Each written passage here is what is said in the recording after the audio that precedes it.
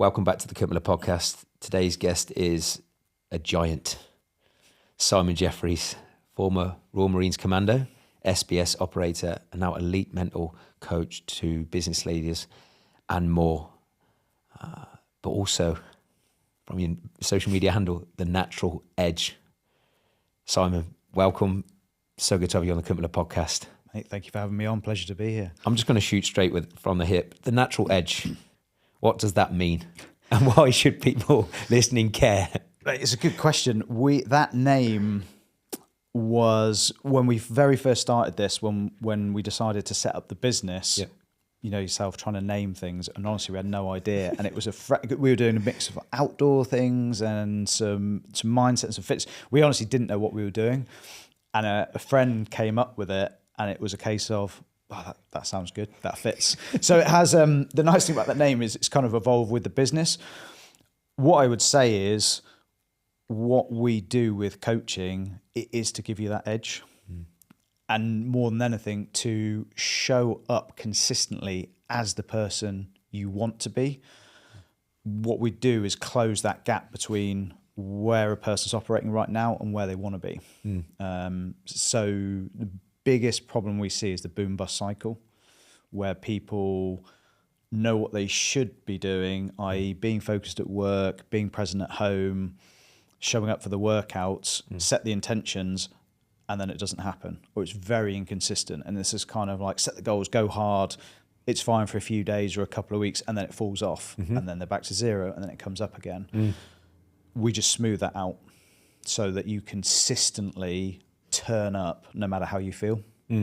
Yeah, no, I absolutely love that. And this is going to resonate with a lot of my clients alone, because I've been in the coaching space like you for a hell of a long time, Si, and I see one of the biggest flaws in high performers or successful front end people is all or nothing mentality. They start a journey, don't follow through. If they can't do something perfect, they fall off the wagon. So I want to squeeze the life out of you on this podcast today, Si, based on all your experience, not just in the military, but obviously in the all the coaching you've done with great leaders. So can I just take us back to your backstory, Si, just from a selfish point of view, and I'm sure people listening, I always like to know people's story. What's the why behind this? Where did it all start? Because people will look at your social media, you speak very well, you've done some amazing things, accomplished some great things in the military, in business, in coaching. But why the military in the first place, and how did your upbringing shape you?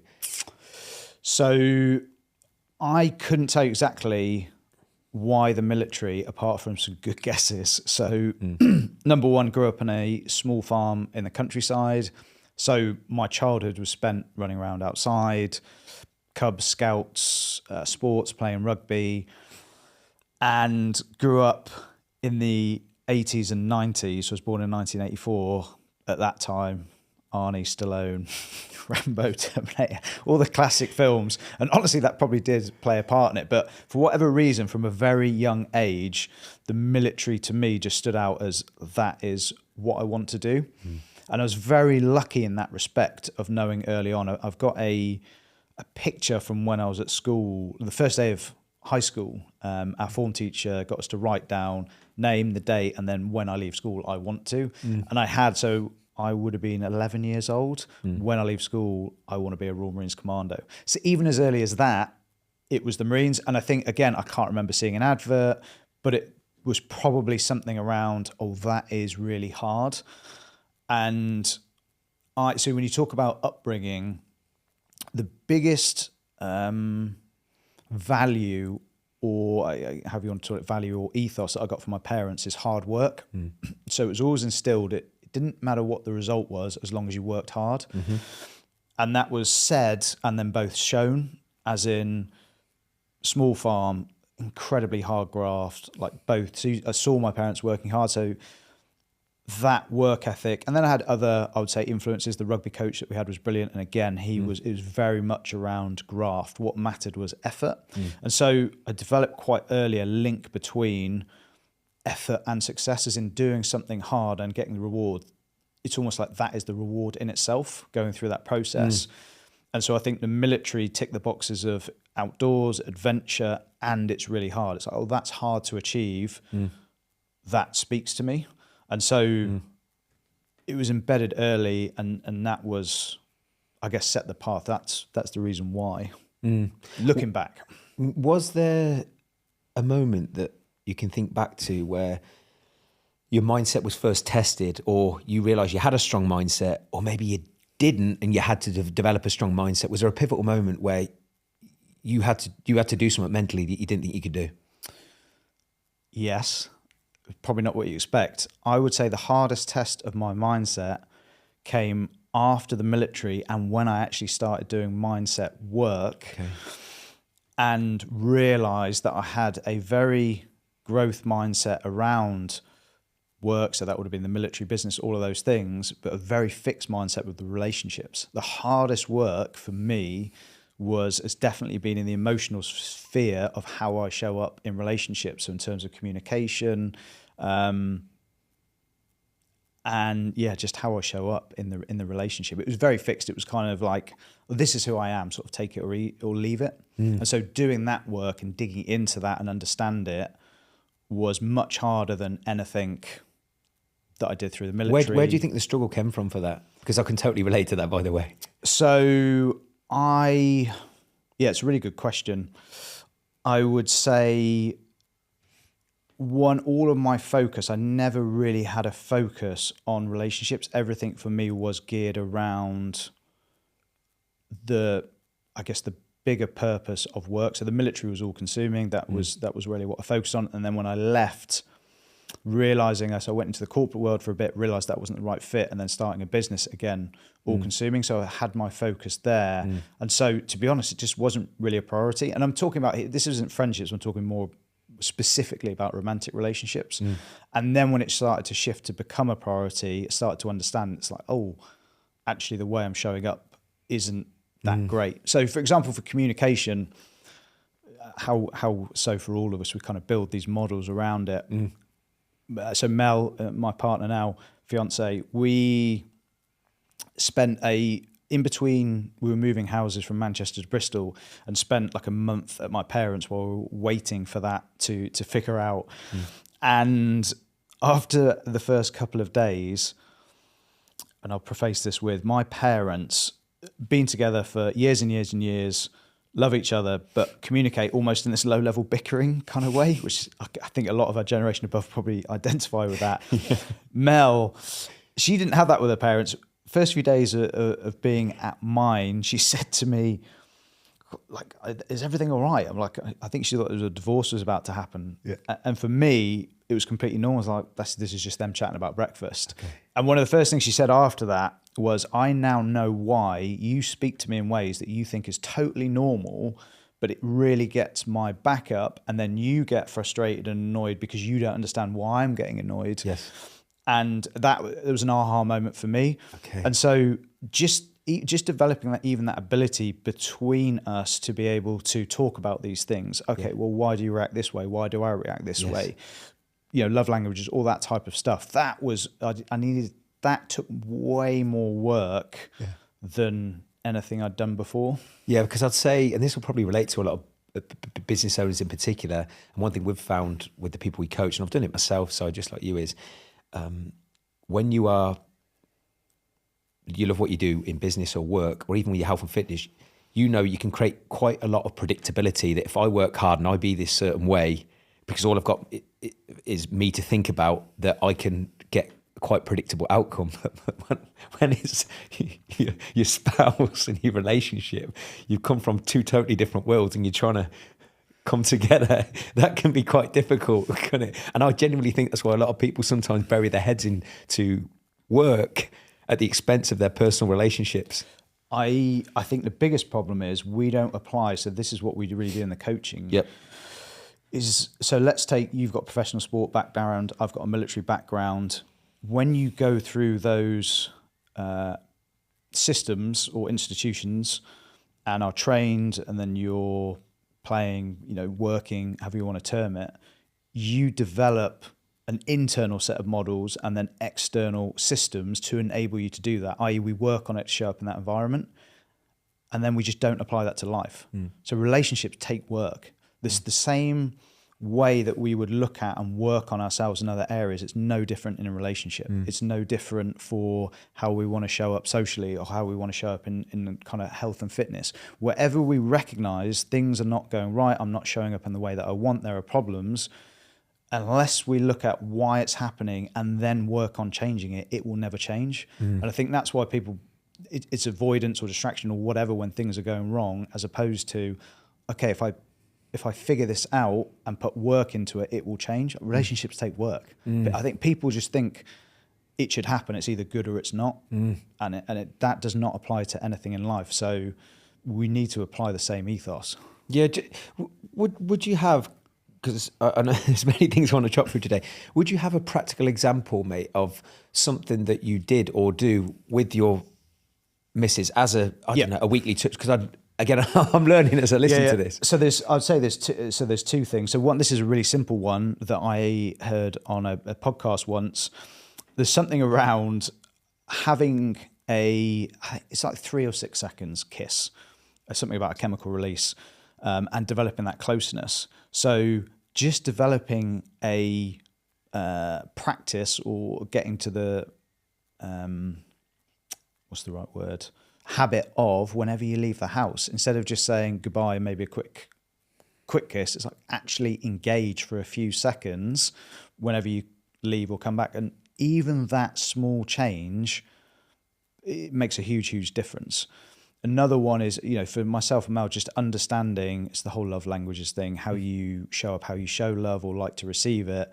Mel's very tactile, and being told, affirmations around it. For me, I'm very service based. So if I'm doing things, cleaning up, if I take a car out, filling it up with petrol so she's got a full tank for the next day, little things, that's how I show up. I'll give you an example. Just a couple of weeks ago, I'd been out somewhere, and I think I'd done the tires on a car or something, or picked up a couple of things, done some kind of service-based act. And as I was walking back, Mel was stood in the window, and I actually remember walking past and thinking, oh, she looks really beautiful stood there. And then I came in, and there was something else that had been going on. I can't remember what it was. There was something happening that day. But I essentially went straight into, oh, I've done this for you. And she sort of went quiet and didn't really say anything. And I was like, oh, well, that's not the response that projecting on, that's not the response I wanted. So then I was a little bit, and then I caught myself and realized, hang on a moment, I've come back and launched into this. And there was something that was happening that day, and I can't remember what it was. And I remember thinking, right now, what she needs is what I actually thought in my head but didn't say, is just to tell her that and give some, show love in that way. And so straight away, or 5 minutes later, I apologized and said exactly what I just said to you to her. And then she's like, oh, okay, I get it. So when you can understand, it's building awareness of how your natural way of acting, and in situations when that isn't helpful, being able to catch it and pull it back and then act in a way that is helpful. Because we all have natural inclinations depending on whatever it is. So we need to understand when that isn't serving us and have the awareness to catch it and have a way to kind of bring it back and then act in a way that does help us. And you can apply that with public speaking, things at work, not wanting to go and do your workout, how you show up with your partner, how you talk about all these things in life. It's, are you able to catch and change that thought, emotion, behavior before it takes you down a path of who you don't want to be? Yeah, creating friction. And the reason why I wanted to unpack that is I think it's so easy when you've been in a longer term relationship with someone to get complacent. And I've done that myself. And even just listening to you with that kiss thing you've said, when you've been with someone for years, it's easy to neglect those things. And the reason why I wanted to unpack that, Simon, a lot of the times, even on my field, the reason people self-sabotage with their habits is there's some area of their life, and a lot of the time it's their relationship where their needs aren't being met or it's not harmonious, that impact how people feel. And because they're not happy with how they feel and their needs aren't being met, that causes them to meet their needs through food, drink, and things they say they don't want to do, but then do, that costs them in other areas of their life. So it is important to not separate the two from, right, business, how I act in that relationship isn't going to impact how I want to perform in business. So I think it's gold, mate, those little things. You can't separate any of it. You cannot separate your work sphere, your social sphere, intimacy, relationships. Everything's interconnected, just as the mind and body interconnected. You can't ignore any of them. And we like to do that now. We like to silo things, and I'm going to work on this to be X.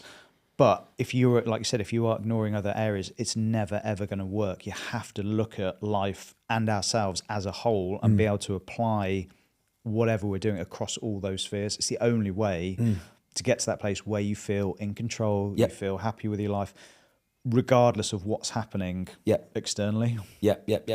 Now, one of the things you talk about regularly in your content, Simon, is motivation and why motivation is a myth. And you talk about what high performers can train instead to stay consistent under pressure. Can you tell me more about that? And why is motivation a myth? So it's not that motivation is a myth. The myth is that we need more motivation, or that we want to focus on it, because motivation... So you've got willpower and motivation. Willpower is generally what we need to get started. So it's almost getting the stone rolling. So it's forcing ourselves, or getting ourselves to take an action. Motivation is generally what happens after it's going in order to keep going. But with both those things, they're finite resources, and they are very much affected on how we feel, which we've all had. You know, sometimes you feel good, you want to go for the run and do the workout, or you're in a good mood, you show up, you're motivated to show up well at home. But if we are only going on how we feel, it's that recipe for a boom bust cycle, because it's very inconsistent and it's almost at random. So the results that we're going to get in life are random. So we need to be able to take action despite how we feel. So this comes back to, it's always a combination. When things are not going the way you want in life, I always break it down to, it's either internal, the mindset side, or it's your systems and process, like systems, habits, or usually a combination of both. So we need to be in control of our mindset, i.e. we need to understand how our thoughts, how our emotions interplay with how we act. And then we also need to look at the systems and structure we have, and are we making it as easy for ourselves to get the result that we want? Because life is hard enough as it is. So I very strongly believe in the philosophy is try and win the battle before you have to fight it. So a very simple example, we take working out. People have this perception, because you've been in the military or special forces, that I just have a lot of motivation or willpower to go and work out. Mate, so far from the truth. I have the same battle as anyone else. When it's cold and dark in the mornings, in winter, or at the end of the day, my inclination is to just go and chill out, see Mel, sit on the sofa. Is to go for the comfort, because one, we're biologically wired for that. So the initial voice comes up and it wants to avoid it. I would say at least 50% of the time. The way that I am able to overcome that and be consistent with it is one, so we need to go back to the identity piece. I have a very strong why around the why I essentially work out, which for me is health, it's longevity, feeling good, being able to do activities that I want. And so I've linked that intrinsically with who I am. But when it comes to, so let's say I want to work out tomorrow morning, first of all, make it as easy as possible. So it's planned. Everything is written out. If you're going for a run, I know how long, where, what the tempo is for that run. If it's the gym, everything is written down from the warm up to the cool down. Because if I wake up tomorrow morning and I have to figure out, should I go for the run? Should I go to the gym? You're creating excuse points. At every decision point there is a way out. It's like, I haven't really planned. I'll do it tomorrow. I'll do it later on. You're giving yourself excuses. Whereas if you wake up, you don't need to think about that. And then all I need to do is use a mindset tactic such as, right, I just need to focus on the first step. All I need to do is go to the bathroom, brush my teeth. I just need to put on the clothes that are laid out. So it sounds very simple, and we talk about it all the time, and I'll come on to this in a minute. This is honestly one of the biggest battles for me to get across to people around what we consider high performance. So that enables me. I wake up, I don't feel like going to the gym, but I have a strong internal reason, and then I'm able to win that battle in my head of wanting to go back to bed or not do it because it's planned, it's prepped, and I just focus on the next step. So I don't have motivation at that point, but if I get in the car, I get to the gym, I have a very simple warm up. It's the same things. I start doing that. I have music on. Then I start to feel like it, and by the end of the warm up, then I'm into it. And I'm feeling motivated, but it comes after, and I have to go through those steps beforehand, and that enables me to be consistent. I think the biggest or the hardest thing for me to get across is people always think there must be something else, because everyone knows it. Everyone knows you should plan your workout, you should lay out your kit, and everyone's like, that can't be it. There must be something else. There isn't. If you break down anyone that you consider successful or a high performer, business, fitness, whatever it is, I guarantee when you look at it, they just consistently do the small, basic things. Special forces is the basics done well. The things that they test on selection for special forces are the absolute basics of soldiering, but they're boring. If you turn up in selection and you haven't spent hours improving your map reading, your navigation, doing dry drills with your rifle, really, really boring things that embed those basic skills, you are going to struggle when the pressure's on. Anyone that performs at a high level, the reason they can perform under intense pressure is because their foundation of basics is solid. It's the same in life. If you want a good relationship, spend years working on your communication, trust, knowing each other. That's how you get through stressful times, arguments, problems that come up. Business, the basics of marketing, communication, leadership, it's always the basics. And yet everyone... And there's good reasons for it, but everyone thinks there must be something else. Why do you think that is? You said there's good reasons for it. Why do you think that is? I think one, there's probably the human biology around. We're always looking for a shortcut to get there. But I think a lot of it is we're just sold that. We're always sold the result as opposed to the process. And so we just end up focusing on that. And also because it isn't exciting. And this is where whatever you're doing, there has to be a good reason for it. If you're not doing it for the right reasons, you will find it very hard to get to the place that you want to with it because you aren't willing to go through the process, which a lot of the time is boring. Like, you will know consistency with working out. Absolutely, we should find things that we should enjoy doing, and you can make it easier. But I think there are always components, if we truly want, say, that long-term health, of exercises that aren't that enjoyable. Who enjoys doing leg day? It's shit.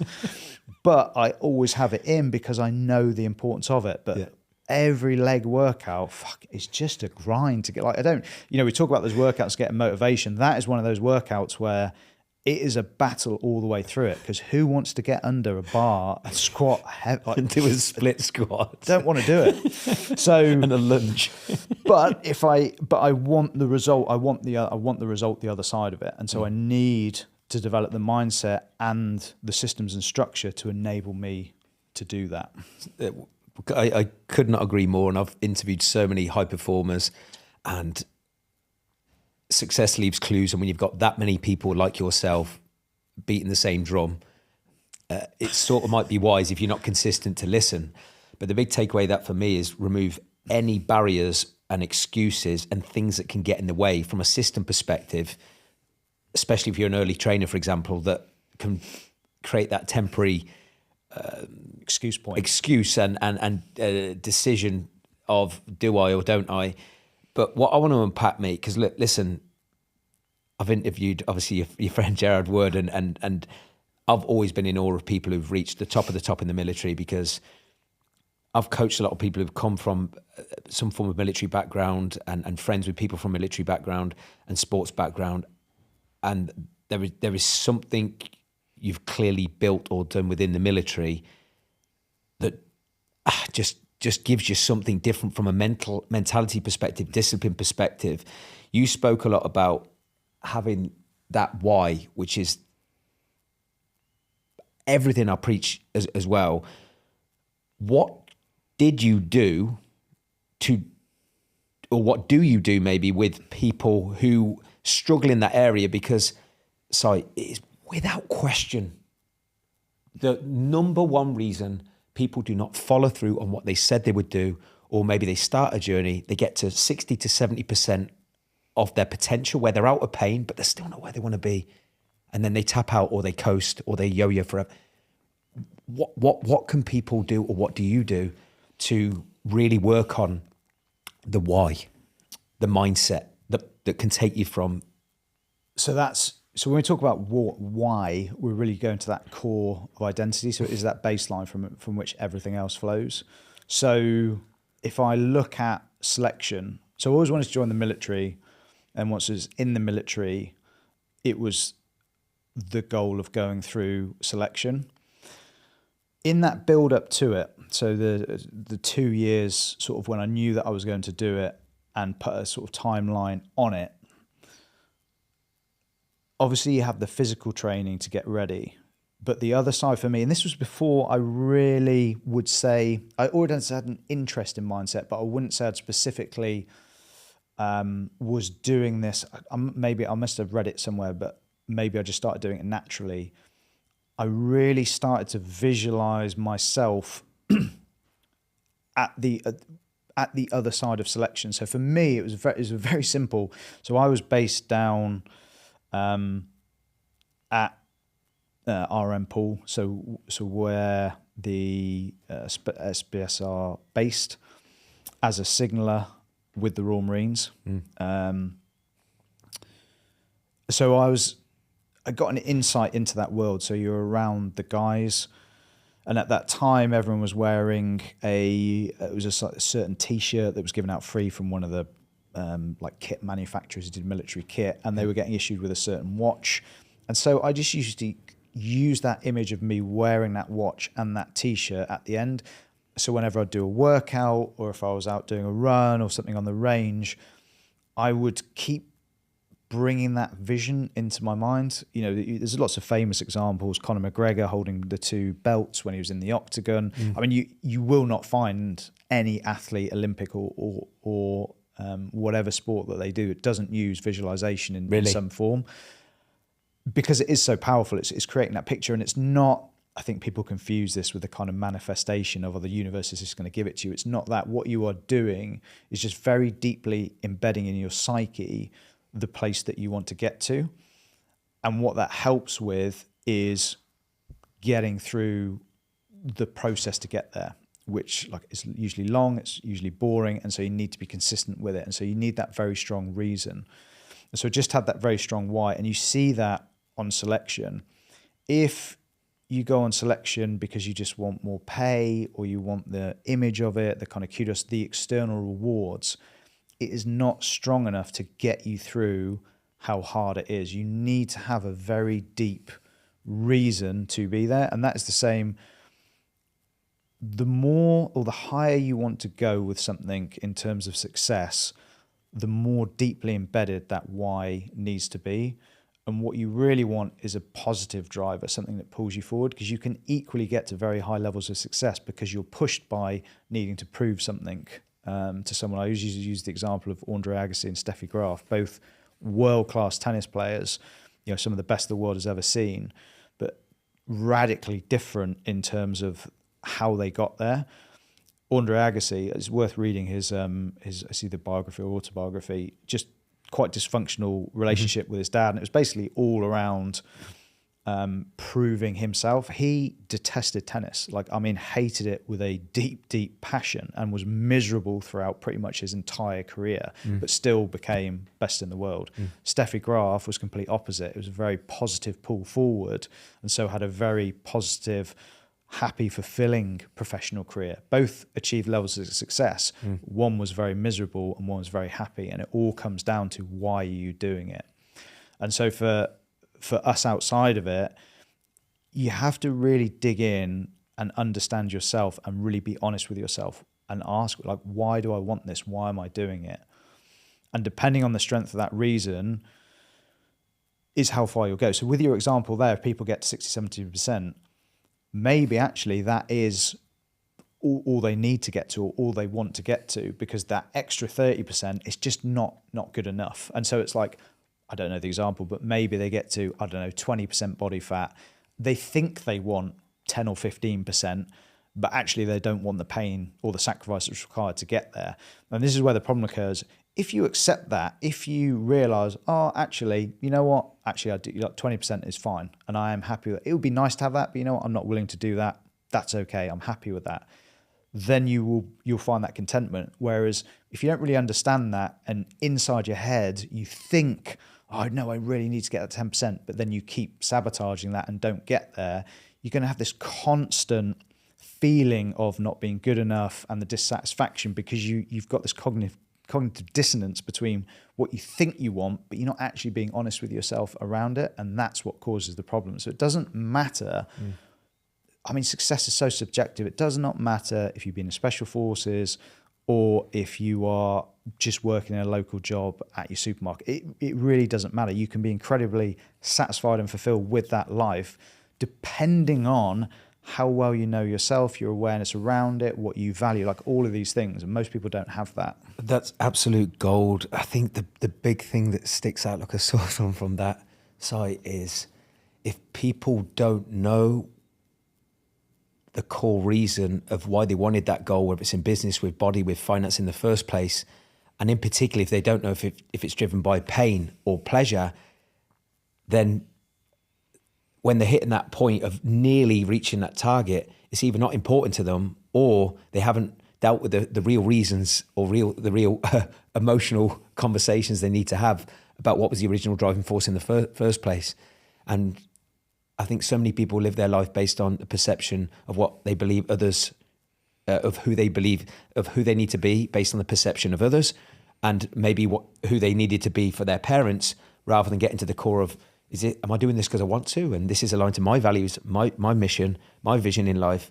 Or am I doing this just because there's someone in my circle maybe that is doing this too? And I couldn't agree more. And I think what you just said there about Andre Agassi and Steffi Graf, I'd love your thoughts on this too,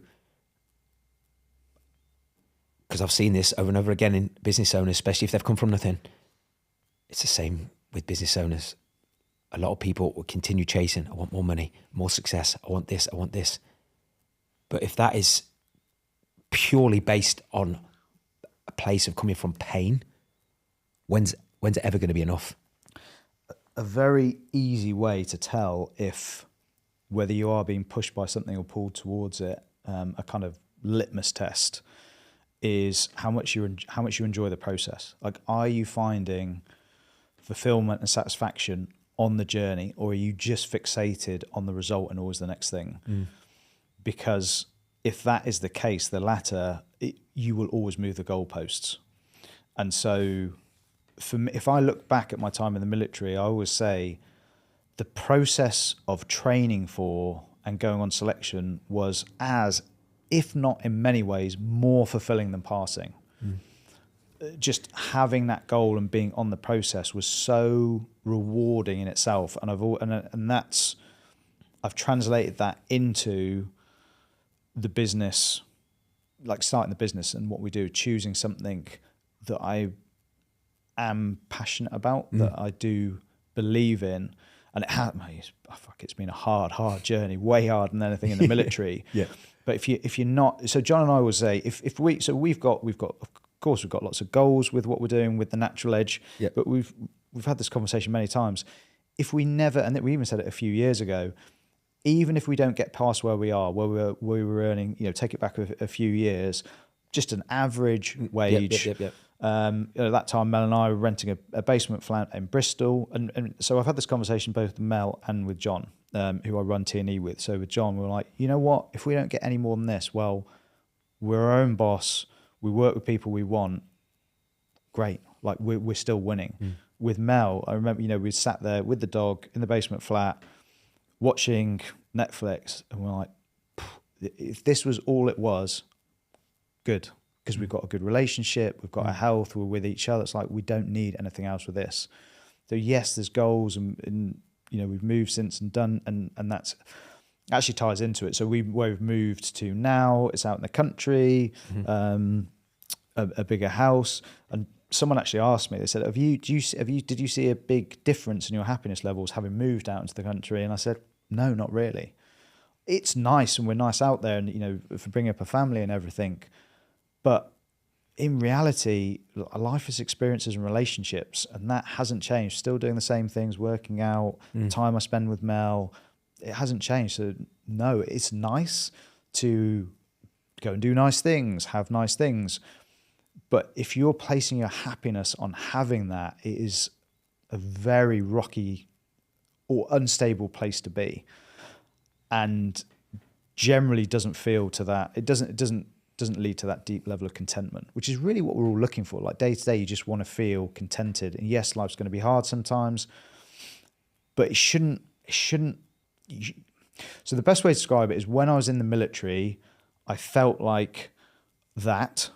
When I left and was working in London, in the corporate world, the only way I can describe it was like a constant internal friction. Like it wasn't even, life wasn't hard, but everything felt difficult.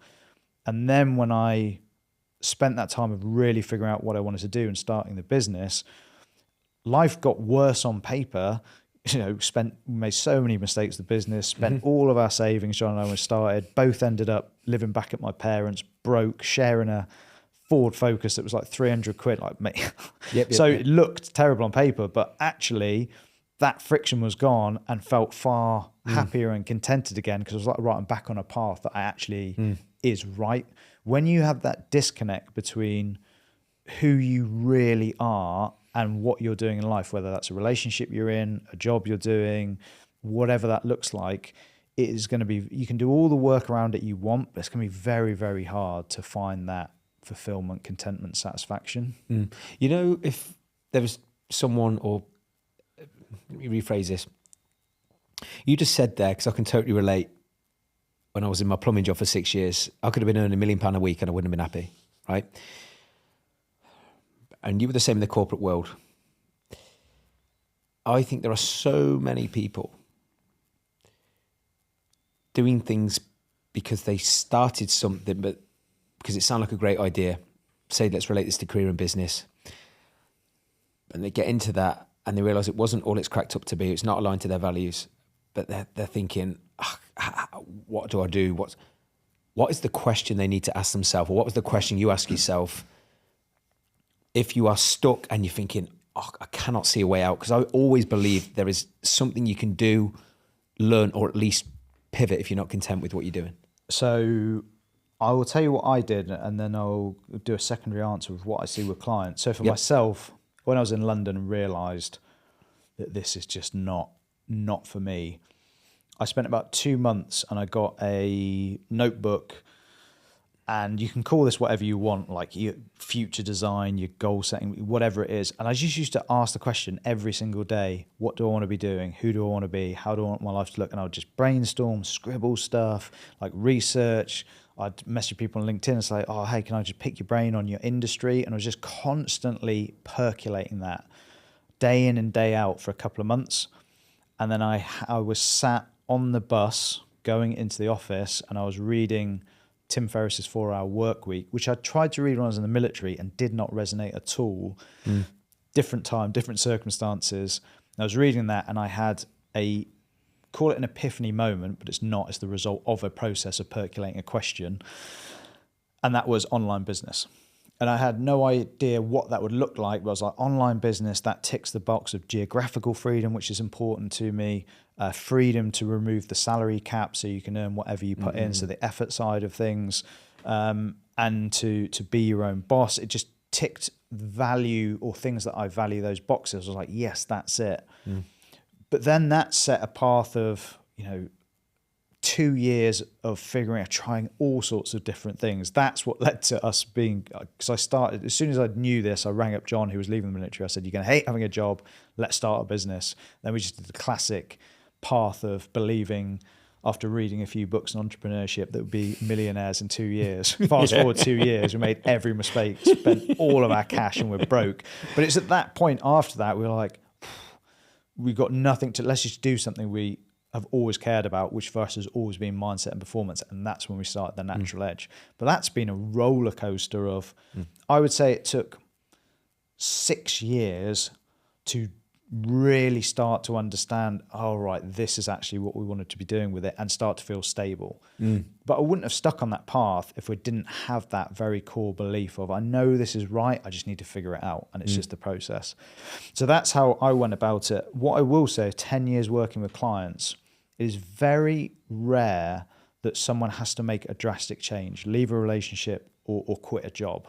Sometimes that does happen, but it's very, very rare. I would say 98% of the time, when people start to go through the process of essentially unfucking their mindset and sort of habits and behaviors that they've been doing for a long time, reducing stress, starting to be consistent and show up how they want, they actually realize, actually, my life is pretty good. I just had all of this noise and I wasn't in control of myself and just felt like life was happening to me, so it felt shit. Now I feel in control again. Actually, it's pretty good. And even small changes. I remember working once with a lady who she'd very busy job, running a business. They'd just moved to a new area, didn't really have a community there. There was some stuff going on in the relationship. And she hadn't played, she used to play loads of netball when she was younger and then stopped playing it, hadn't played for years, was a bit heavier than she'd liked, so didn't want to go. And she ended up, after a few conversations, she ended up joining her local club. Within, talking a couple of weeks, the difference in how she started showing up in life and how she felt from bringing in a hobby that she really cared about and had really deep connections with kind of her and what she valued, that alone started to make a difference. So just having things in your life, because there are some things that we have to do, and I know some people, they work and family's important. They don't love the job, but they don't hate it. But having things that are meaningful to you make a huge difference. And I think there's this side of performance. Everyone, when we talk about performance, it's always about productivity. How can I be more focused? How can I look this way or do this? And everyone forgets fun and playfulness and hobbies. Like, it doesn't, even if you get an hour a week doing something, I'm telling you that will make a huge difference to how you feel. Once you start to stack up all these small changes, the difference it makes in your life is huge. I always talk about, so we have something called the 595 rule. 5% of your life is the big milestones. It's getting married, buying a house, promotions, the big holidays a couple of times a year. Everything else, 95%, is whatever you are doing right now, listening to this podcast, is your life. Whatever you are doing day to day, that is your life. And so if you're not finding generally some fulfillment and satisfaction day to day, you are missing out in your life and looking for these milestones to solve things. I had a client who came through once who, before he came into the coaching, it would be up, rush, throw some breakfast at the kids, grab his son, drag him to school, throw him into the office. And then just through starting to change both stuff around mindset and then external kind of structures, he sent me a message saying, me and, I can't remember his son's name, sat down today, we had breakfast for 20 minutes together, walked him to school, calm, we chatted, dropped him off and then left. And he said, it was just amazing. Now, if you think about that, the difference that will make in that relationship versus where he was before and then thinking, oh, if I get this great thing on a birthday, that's going to make it, that's going to be my relationship. That's going to define the relationship. It's like the other 360 odd days a year, just showing up like that, the difference is night and day. And that's what people miss. It's all those small, we come back to the kiss, leaving the house, doing that 6-second kiss. That is what's going to make the difference in a relationship, not what you buy on an anniversary or a birthday. Papers over cracks. It's a 95%. So how we show up day to day, what we're doing, that's life. And if things are not right, you've got to draw that line in the sand. Is that one of the biggest things that you see in the people you coach and lead? Like, if you were to say the biggest 3 mistakes, you were to identify the biggest 3 mistakes from 10 years of coaching, leaders, business owners, what would you say the most common things that you see are? It's not, I wouldn't say it's a mistake, because a mistake sort of implies we consciously know we are doing it. And I think this is what's missing when we talk about mindset, or I always talk about, term it as mental fitness. at the heart of it is awareness. So we don't really know why we're doing certain things. It's that classic, we act in a certain way and then afterwards, why have I done that again? I wish I hadn't done that. So building self-awareness of how and why we think and act in the ways we do is the first part of change. And that is the hardest part. And to me, I think it's some of the hardest work you can do, because you have to hold up the mirror and really be honest with yourselves. But, and what I will say to caveat that with people is, we don't want to be doing that and blaming, because the way that we are is a result of a whole load of complex factors that have happened since the day we were born. So our upbringing, our environment, the schooling system we've been through, everything that's happened, most of which we don't even remember, have formed the person we are, and you will always act out from that identity. So when we interact with the world, that elicits our thoughts and emotions and our actions. So it's not a blame game. It's more of an understanding. It's like, oh, right, that's why I do this. That's why I show up in this way. You know, my example, that's why I will communicate that way. Okay, now I understand that, I can change it. So awareness is definitely the first step. I would say the other point is something that we talked about earlier, which is you have to see this is all a process and a process of work. It's not just going to happen. If we want, people... It's kind of crazy that we understand, let's say if we want to change physically, if we weigh more than we want, if we want to put on muscle, whatever it is, we understand we have to then go through a process that is intentional and structured to change it. And yet we seem to think when we feel stressed or anxious or we procrastinate that's just how we are, that's just normal. It's the complete opposite. We can have a massive effect on any of those things, but you need to train them. So we need to think about mindset and mental fitness in the same way we do physical fitness. I always talk about, as I saw a friend use it, a continuum. If you think about -5 to 0 and 0 to +5, 0 to -5 is mental illness, and then 0 to +5 is mental fitness.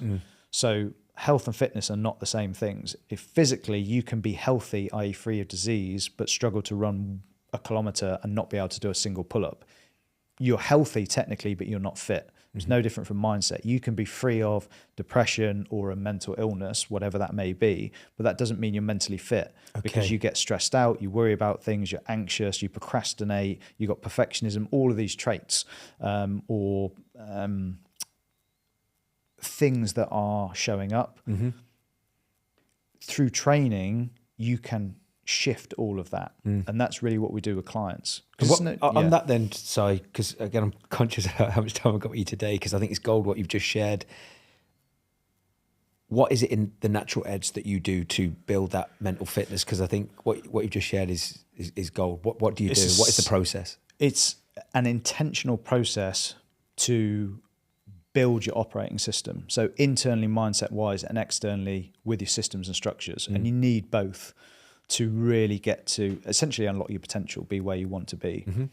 So the systems and structures are, it's all the classics of really looking at how do you start and end your day? What structure do you have around how your work's set up, the boundaries that you set, things around movement, hydration, like everything that impacts the body, sleep, stress, of how we feel, the nervous system, because that has an impact on the mindset side of things, then vice versa. They both kind of interplay. So you need that in place.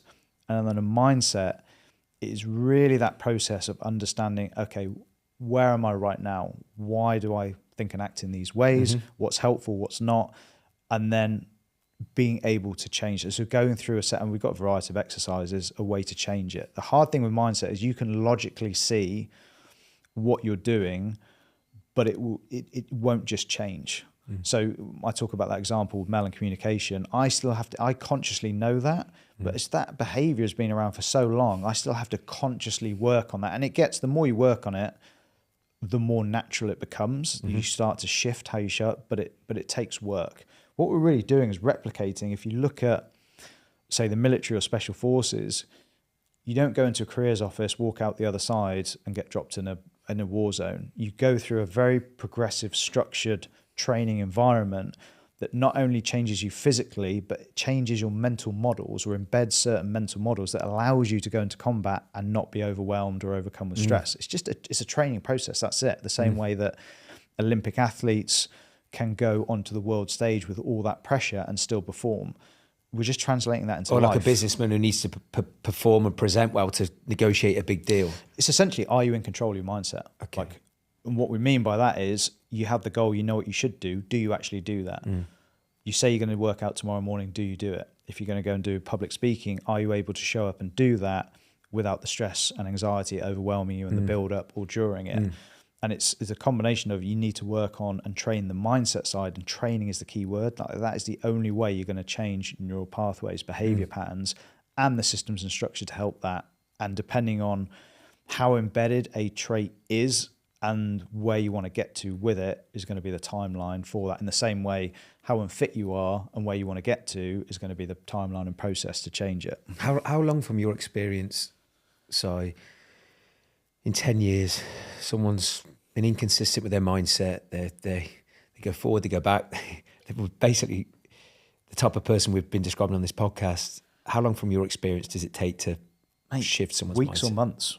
And the reason I say that, so people come to us and they've struggled with stuff for years, and within weeks they'll start to see a change because they've never had. What we do is it's a very clear, structured, practical process whereby they do the reps. The same way you go to the gym and do the reps, with us, they do the reps. I just had a guy come in, and the point he came in, hating work, was considering going on. He said he'd been on anxiety meds before, was considering going back on them, was just not in a good place, didn't feel in control. 3 months, I just touched base with him, and it's night and day. He feels in control. The stress has come right down to what I'd say is a very manageable level. You still kind of get elements of it with pressure, but it is not overwhelming. How he's showing up at home, it basically just feels happy again. It feels content, and nothing external. The job hasn't changed. The pressures from the job hasn't changed. He's got two young kids. None of that has changed, but he has changed, and it is the process of he's just done the reps. And you can have the best process in the world. If someone doesn't do the reps, it's not going to happen. He's come in, he's followed the process, he's done the reps, and it's totally different. And anyone can train that. You just need to know. It's like, it is no different from physical training. If you've never trained before and you don't really know what you're doing, it's going to be very hard to get results. So either you go and learn that yourself, or you come to a coach like you. And once you've been through that coaching with you, people then understand, it's like, okay, I understand what a squat does. I understand what this machine does. I understand, what zone I potentially need to be in for running. This is probably what I should be eating. They have the structure to then take forward with life, and then they can test and adjust it. It's no different from what we do. It's giving them that base structure of, this is how you train your mindset. This is how you build these structures into your life. And then going forwards, essentially there's no reason to ever fall back as long as you keep doing those patterns. I think the difference in the mindset world, you've got kind of therapy and counseling on one side, and then on the other side, you've got podcasts, books, videos on YouTube, and that's kind of it. It's very passive. And so people listen to a podcast or read a book and kind of like, oh, I understand that, and then nothing changes. Well, it's because you need to be able to take that and put it into a structured, practical process whereby you train it every day. You're doing it week to week, month to month, year round. People don't know how to do it, which I get, because it's taken 10 years to really refine the system of taking everything from the military, of research, of reading into this, to create a very practical system where people understand what's happening, why it's happening, and then be able to actually do the reps. From your experience, and I'm just thinking for anybody listening to this, what are the 1 to 3 daily practices that people can at least make a start with doing some work on their mindset? You mentioned visualization, but are there any other things that, because I know one of the biggest excuses that we find with people who reach out to me, or even with clients sometimes, I haven't got time, I'm overwhelmed, I've got this, I've got that. What is something that, as you've shared, can be something simple they can do every day? They can establish the habit, then optimize the habit, and then maybe even measure the effectiveness of that. I'll give two simple things. One, which is more of a structural one, and then one that's more of an internal one. Yep, perfect. So on the structural one, just start and end your day intentionally. So whether it's 10 minutes or an hour, just when you first wake up, do not have external inputs, i.e. don't go on your phone, looking at emails, looking at messages. Start an intentional way. That could be going out for a walk for 10 minutes. It could be just engaging with the family. But essentially be present and be intentional with your start. Because even that, if you think about the difference of you wake up, you go straight into your phone, you're looking at the news, you're looking shit on social media, you're setting yourself up to feel stressed and almost like fragmented from the moment you've opened your eyes, versus just checking with you. Like I said, even if it's 10 or 15 minutes, just be present.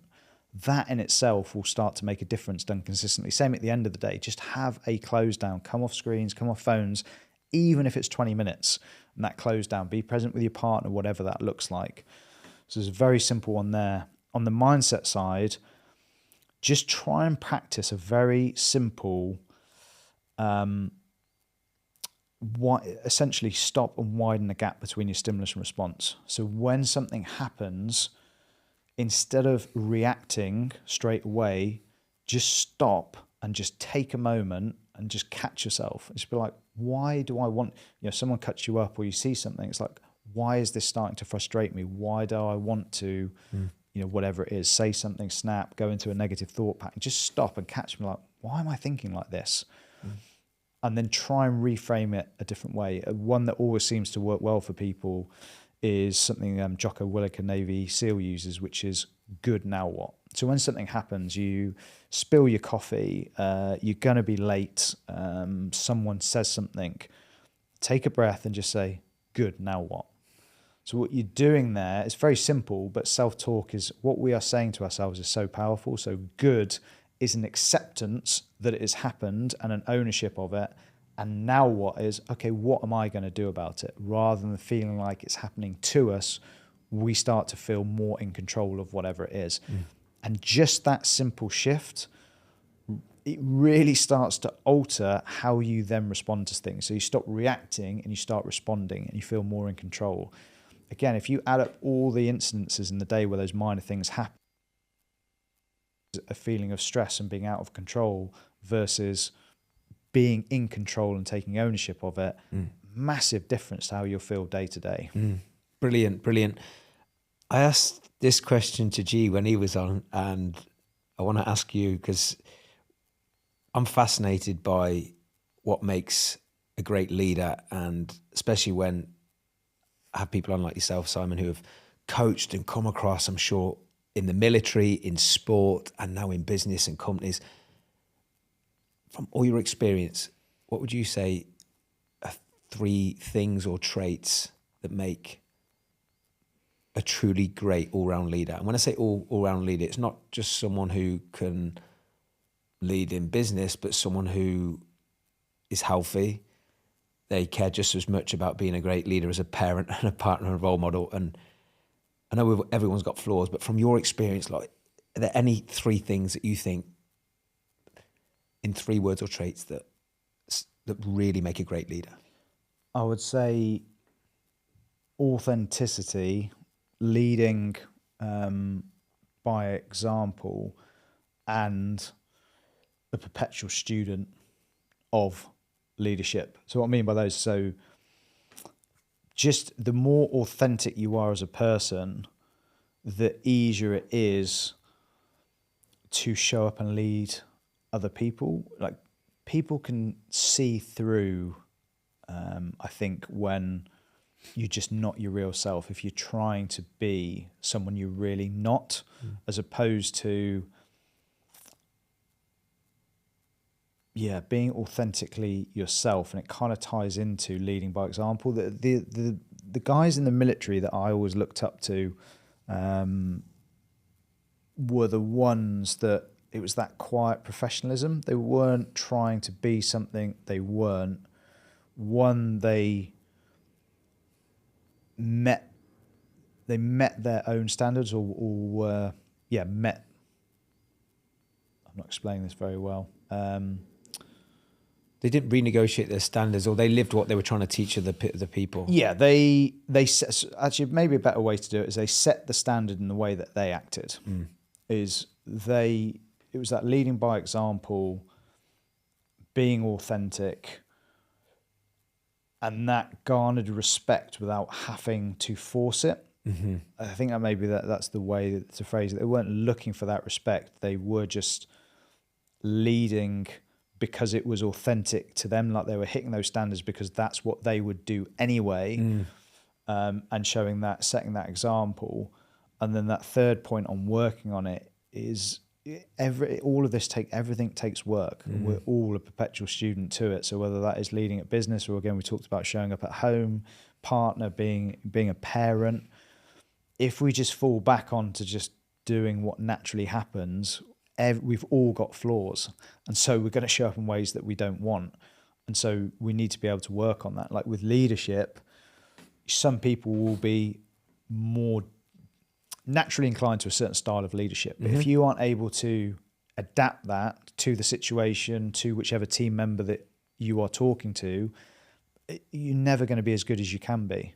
So that's where the work comes in. It's like, okay, I need to adapt my style, even though it doesn't feel comfortable or natural to me, because that's what's needed in this situation, or that's what's needed to get the best out of this person. Which comes back to what you just said about mindset, that Jocko sentence of like, good, now what? Not reacting in the given moment, because it's very easy when you're a leader or a founder to have a knee-jerk reaction to every single team problem or client problem.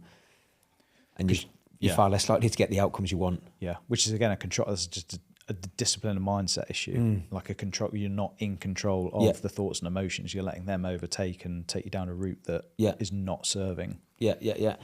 Last question, mate, if I may, is what's one piece of advice for every business leader, entrepreneur, high performer that's currently listening to stop them failing under pressure? That's a good question. It comes down to essentially what we've talked about so far is you need to understand, we need to define what failing means, and then you need to understand why that is happening. So is that a mindset problem, or is it a systems problem, or is it a combination of both?